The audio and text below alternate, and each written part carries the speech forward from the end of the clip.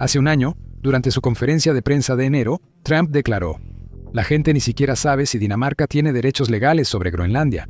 Pero si los tiene, Dinamarca debería renunciar a ellos, porque necesitamos Groenlandia para garantizar la seguridad nacional y para proteger al mundo libre". El presidente estuvo muy activo y mandó a Donald Trump Jr. a Groenlandia a negociar. Donald Trump Jr. y mis representantes republicanos llegaron a Groenlandia y la recepción fue excelente. Ellos y el mundo libre necesitan seguridad, protección, fuerza y paz. Este acuerdo debe lograrse. Hagamos Groenlandia grande otra vez, dijo Donald Trump tras la visita de su hijo. Según él, Estados Unidos debe controlar parte de Groenlandia para asegurar su seguridad y la mundial. En 2026, la situación en Groenlandia causó cambios tectónicos en la política mundial. Pero hablaremos de eso con más detalles cerca del final del programa. Esto se llamó en redes sociales la lucha por la plataforma ártica, mencionada en los últimos 20 años, y algunos expertos prevén nueva tensión internacional. Como las riquezas de Groenlandia pertenecen originalmente a Dinamarca, en Internet incluso mostraron cómo los daneses pueden proteger la isla usando bloques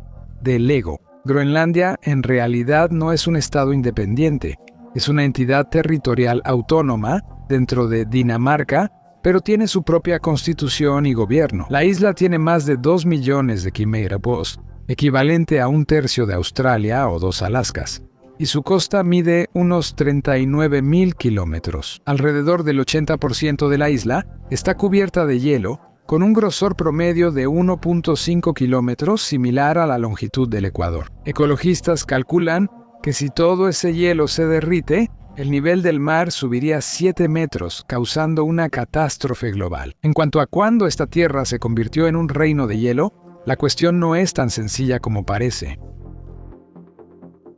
Adam Aliari, viajero y geógrafo alemán del siglo XVII, escribe esto sobre Groenlandia en su libro Viajes de la Embajada de Holstein a Moscovia y Persia. Todavía en el año 1389, Groenlandia prácticamente no tenía hielo ni nieve. Los barcos islandeses y noruegos navegaban libremente hacia ella, desembarcaban sin problemas y comerciaban. El filósofo italiano Giovanni Pontano, a finales del siglo XV, confirmó esto al recopilar datos de navegantes sobre Groenlandia. Afirmaba que navegar a Groenlandia, ese paradisíaco rincón, no era difícil.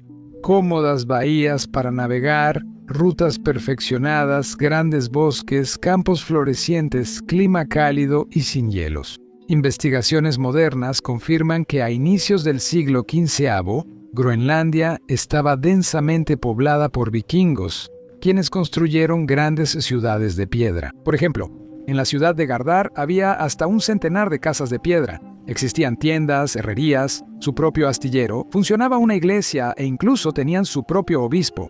El último informe confiable sobre la expedición y retorno de barcos mercantes desde Groenlandia es de 1410 aún en el siglo XV. Groenlandia todavía hace honor a su nombre de país verde, está llena de vegetación, se desarrolla y prospera. Pero ya en el siglo XVI, de muchos navegantes que pasaban cerca de Groenlandia, empezaron a llegar informes preocupantes de que sus costas, debido a enormes hielos, se habían vuelto tan inaccesibles que ni siquiera era posible atracar en la orilla. En 1586, los barcos del rey de Dinamarca no lograron acercarse a la costa de Groenlandia por gruesos hielos de cientos de metros. Resulta que en tan solo unas décadas, Groenlandia se cubrió con una gruesa capa de hielo. Por cierto, el grosor de la capa de hielo de Groenlandia prácticamente no le pide nada a la Antártica y alcanza más de 3 kilómetros, mientras que la capa de hielo de Groenlandia se formó en unos 50 años, y la Antártica, según la versión oficial, en 30 a 35 millones de años. Esto genera dudas entre muchos investigadores, especialmente por testimonios de un cambio climático abrupto que describen la llegada catastrófica del pequeño periodo glacial a inicios del siglo XVI. Aquí, un ejemplo. Los anales de Melk de los siglos XV y XV-XVI sobre la historia del Estado Franco y el Sacro XVI Imperio Romano se escribieron en el monasterio benedictino de Melk, Austria, en el Danubio. Entonces, año 1502. Ese año hubo una gran inundación que comenzó en la víspera de la Ascensión de María y duró casi 10 días. En ciudades y castillos del Danubio, las aguas se desbordaron tanto que permitieron la navegación. La inundación destruyó casas y en Melk, 2 familias fueron arrastradas hacia el este con sus hogares. Cubrió de arena prados y jardines, derribó árboles, destruyó viñedos y los establos y graneros, además de utensilios, flotaban río abajo día y noche. Al final, el Danubio pasó con tanta furia por ciudades y pueblos que casi no se veía una casa sobreviviente. Hubo inundaciones terribles durante los 6 años, de 1502 a 1508. Luego, a mediados del verano de 1525, llega una verdadera era glacial. En Viena, en 1525 a mediados de verano, llegó un frío tan intenso que quienes no se refugiaron en sus casas se congelaron y murieron en toda la región. Aves petrificadas caían del cielo como piedras. La vida en las ciudades y pueblos se detuvo durante varios meses y una enorme cantidad de personas literalmente murió de frío. Durante años, casi toda la fauna desapareció en Europa. Ese año, el Danubio se congeló tanto que personas, jinetes y vehículos cargados podían cruzarlo libremente. Los pozos y fuentes de agua se congelaron tanto que era imposible extraer agua. Una crónica medieval polaca también informa sobre esto. Ese verano hubo intensas heladas y ventiscas inesperadas. El frío extremo causó muchas muertes en los caminos, tanto de pobres como de comerciantes. Incluso en las crónicas romanas del año 1525 se dice lo siguiente: ese año, en verano, en Roma de repente llegó un frío terrible. Todas las tierras cercanas se cubrieron rápidamente de nieve y hielo, y por el frío extremo murieron muchas personas y ganado. Casi en todas las crónicas medievales europeas de 1525 se menciona una helada terrible e inesperada, y la muerte generalizada causada por el frío. Y en los años siguientes se observa una fuerte disminución de la temperatura en muchas regiones de Europa. Fue precisamente a partir de ese año que el invierno se volvió más severo. Aquí una cita de las notas sobre Moscovia de Sigismundo Herberstein, de los años 1525 y 1526. El frío fue tan intenso que la tierra se agrietó. El frío era tan intenso que el agua y las salivas se congelaban antes de tocar el suelo. Por el intenso frío, todos los árboles murieron y al año siguiente en toda Rusia se volvieron negros. Los caminos cerca de Moscú estaban cubiertos de cuerpos congelados de personas y animales. Por supuesto, esta es solo una versión, pero está llamando la atención de más personas, por eso la presentamos para su análisis. A favor de esta versión también está la rápida expansión de la capa de hielo. Miren esta foto. Normalmente la acompañan con algún título llamativo, como en la Antártida encontraron un aparato de 40.000 años. Pero claro, no es en la Antártida, sino en Groenlandia. Y no es antiguo, sino de la época de la Segunda Guerra Mundial. La verdad es que lo sacaron de 75 metros de profundidad. El 15 de julio de 1942-6 P-38, Lightning y 2 B-17 volaban al Reino Unido en la Operación Bolero. Pero una tormenta de nieve los alcanzó sobre Groenlandia. Al solicitar aterrizar, les informaron que el aeródromo y la pista estaban cerrados por inundación. Después se supo que el mensaje era falso. Un submarino alemán interceptó la solicitud de EU y envió información falsa sobre el clima y la pista cerrada. El nivel de combustible era crítico. Solo quedaba una opción: aterrizar en el glaciar. El avión que bajó el tren de aterrizaje se volcó.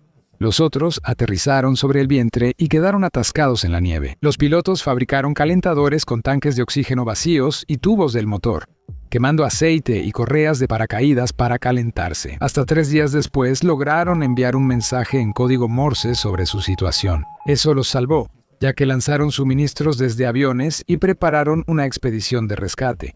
Rescatistas en esquís y trineos tirados por perros recorrieron casi 30 kilómetros por un camino peligroso con grietas en el hielo. Rescataron a todos, pero dejaron los aviones. Aunque parecía el final, 38 años después del aterrizaje, 2 estadounidenses buscaron el escuadrón perdido. Durante décadas, los aviones estuvieron sepultados bajo 75 metros de hielo, como un edificio de 25 pisos. Esa era la cantidad de hielo entre los aviones y la superficie. Además, el glaciar no solo los absorbió, también los movió 5 kilómetros. El primer intento de extraer el bombardero B-17 terminó en fracaso. Perforaron un pozo en el hielo y empezaron a derretirlo usando una sonda especial de vapor. Todo iba bien, hasta que notaron que casi no quedaba nada del B-17. El hielo había aplastado el avión. Entonces quedó claro que solo podrían salvarse los cazas más compactos. Desmontaron el avión, catalogaron las piezas y las subieron por un estrecho túnel de hielo. El mayor reto fue la sección central del fuselaje, que pesaba casi 3 toneladas. La restauración duró 9 años y costó $3 millones. Muchas piezas se restauraron y otras se replicaron usando las originales como modelo. En 2002, el P-38 restaurado voló por primera vez y en 2024 fue exhibido en el Museo de Aviación en Texas. La historia no termina ahí. En 2018, los buscadores hallaron un segundo caza P-38 a 90 metros de profundidad. La rapidez con que crece la capa de hielo sugiere que Groenlandia pudo haber sido un país verde hace poco. Es difícil decir exactamente hace cuánto tiempo, pero hoy en día los inviernos aquí son duros, aunque no tanto como se suele pensar, en promedio alrededor de menos 20 grados Celsius. En Yakutsk, la temperatura media invernal es de menos 34 grados Celsius. En el sur de Groenlandia, el verano puede alcanzar hasta 20 grados Celsius. Más 6 grados Celsius.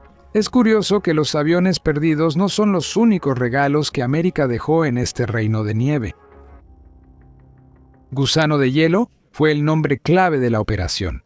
Otra fantasía del Pentágono, una base ártica subglacial con misiles nucleares. Llegar a un acuerdo con Dinamarca sobre el despliegue nuclear en Groenlandia fue difícil, así que los militares disfrazaron la base como Campamento Century, un centro de investigación climática.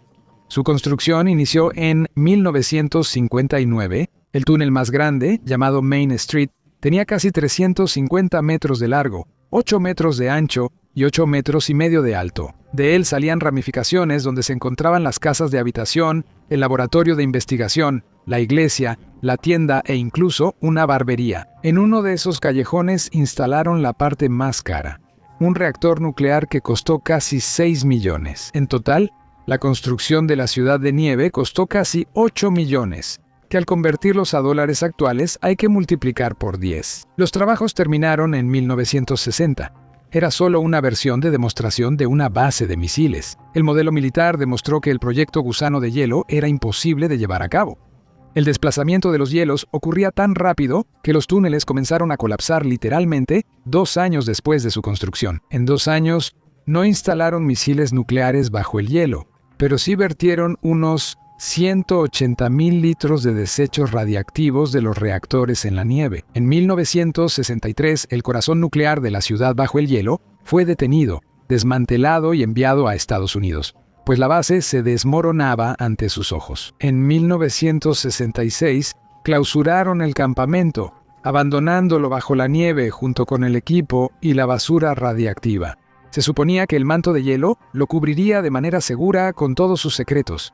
Sin embargo, hacia finales del siglo XX, Groenlandia empezó poco a poco a descongelarse. Los daneses, al conocer los documentos de las investigaciones climáticas del campamento estadounidense, se sorprendieron mucho. Los científicos estimaron que hacia el año 2190, la antigua base podría filtrar desechos nucleares. La gran pregunta es cuándo se disparará el fusil de Chekhov. Groenlandia en general no ha tenido mucha suerte con los misiles nucleares estadounidenses.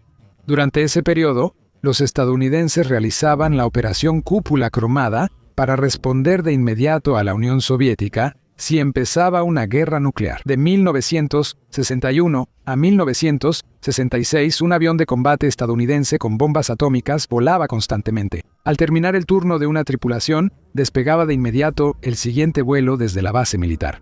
Cada vuelo en un Boeing B-52 duraba unas 24 horas. 2 repostajes aéreos, una operación complicada donde 2 aviones igualan velocidades y se conectan con una manguera o pértiga. La automatización ayuda, pero aún así los pilotos tienen una enorme responsabilidad y carga de trabajo. Desde entonces, los militares estadounidenses usan un término especial para una bomba atómica caída accidentalmente. Esa sorpresa se llamaba flecha rota.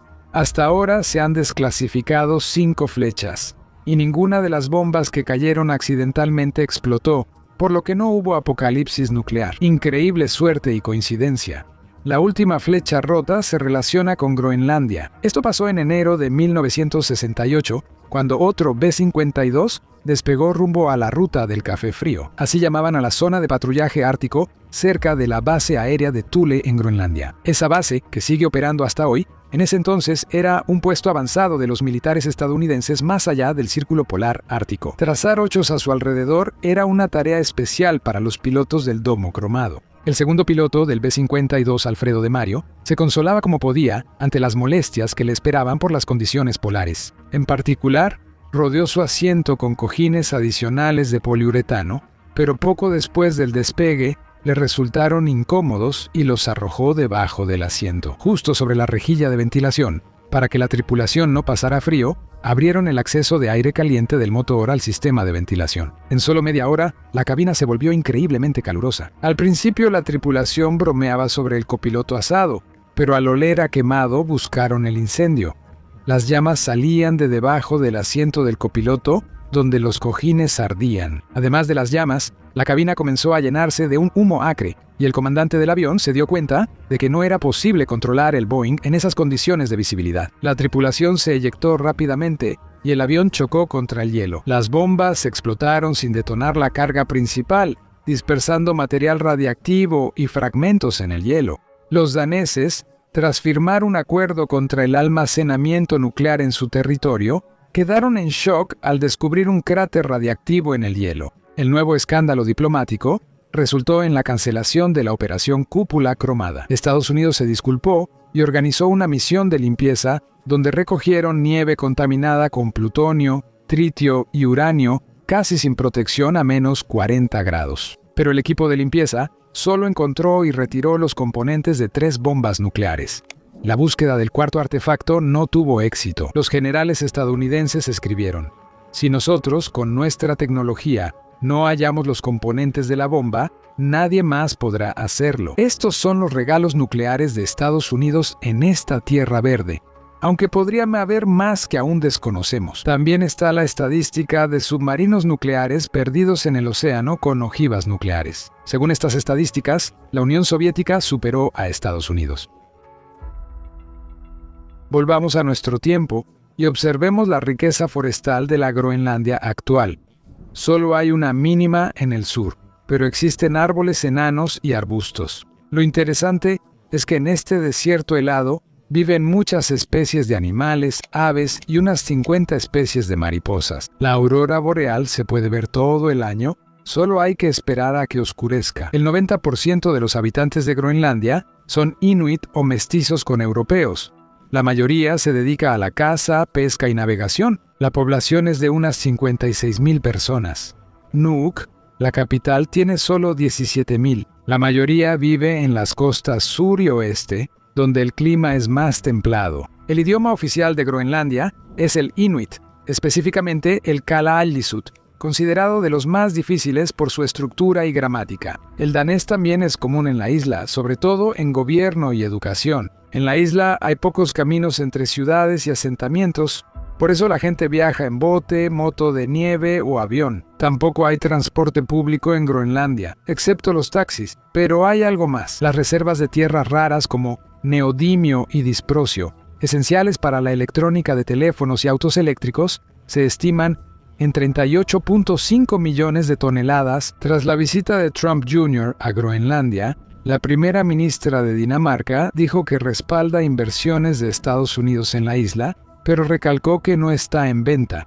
El reino está interesado en que sea precisamente Estados Unidos quien juegue el papel principal en la región del Atlántico Norte, y no, por ejemplo, Rusia. En el año 26, casi diario llegaban noticias nuevas sobre este tema. Trump anunció aranceles contra Dinamarca y otros países europeos desde el 1 de febrero del 2026, 10% con aumento al 25% desde el 1 de junio. Trump dijo estar listo para negociar de inmediato con Dinamarca y otros países la incorporación de Groenlandia a Estados Unidos. Advirtió que enviar fuerzas europeas a la isla es un juego peligroso que genera graves riesgos para la seguridad global. Tras la decisión de Washington de imponer más aranceles, Berlín ordenó en secreto retirar de Groenlandia a un grupo selecto de la Bundeswehr, de 15 soldados y oficiales liderados por el contraalmirante Stefan Pauli.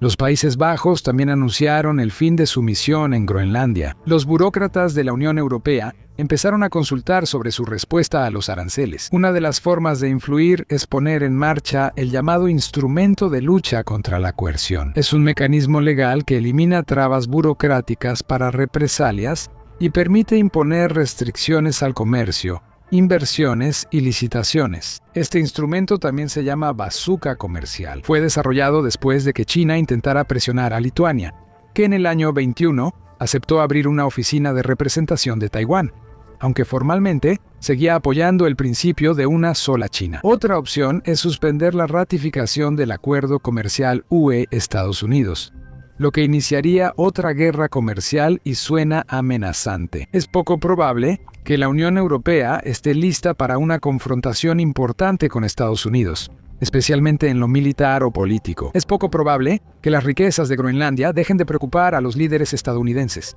El Servicio Geológico de Estados Unidos estima que bajo el hielo del Ártico está el 22% de las reservas mundiales de hidrocarburos sin explorar. El 84% de estos recursos están en la plataforma del Océano Ártico y el 16% en territorios de estados árticos dentro del Círculo Polar Ártico. El artículo 76 de la Convención de la ONU sobre el Derecho del Mar establece que la plataforma continental llega a 200 millas náuticas, aunque los países pueden reclamar su extensión. Canadá, Dinamarca y Rusia ya anunciaron su intención de ampliar sus plataformas continentales por la nueva accesibilidad y el deshielo. Este lugar en el mapa mundial se vuelve clave al abrir nuevas rutas marítimas, acortar trayectos entre Europa y Asia y crear oportunidades para extraer recursos en la plataforma continental. Estados Unidos busca controlar esta región para aumentar su influencia en el Ártico frente a China y Rusia. Todo ocurrirá ante nosotros. Gracias por vernos, nos vemos en los próximos episodios del canal.